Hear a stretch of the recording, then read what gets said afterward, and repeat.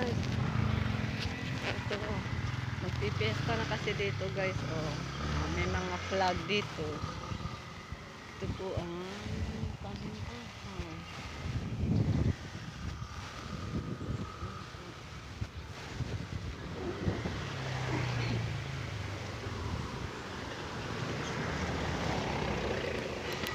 Guys, maglalakad tayo guys. Sobrang init.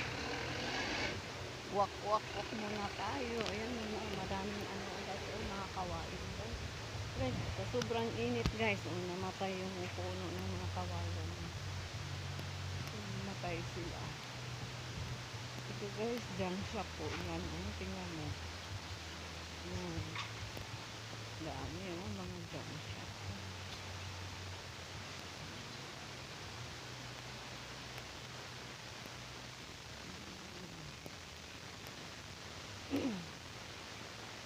Dati guys, sobrang putik dito. Bago kami dito, ano ito, baha dito noong araw na lulubog mga sasakyan dito sa sobrang putik noong araw. Ngayon guys, ito na, simentado nito. Yan, at bilang itong subdivision nito. Yan guys, puro junk shop na yan dyan. Tabi-tabi yan sila mga junk shop.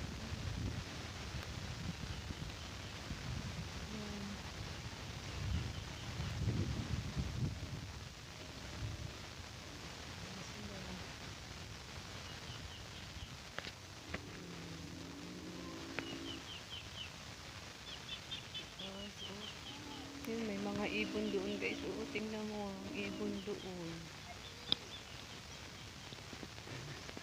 Nag-vlog. Nabili ako ng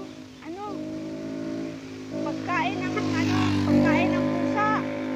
Pagkain ng pusa. Bibili ka pagkain ng pusa? Magkaway-kaway ko man. Hi to my vlog. Hi to my vlog. Shout out. Mag-shout out ka muna, Justin. Shout out sa mga video. Shout out. Ako na lang mga musta sa kanila.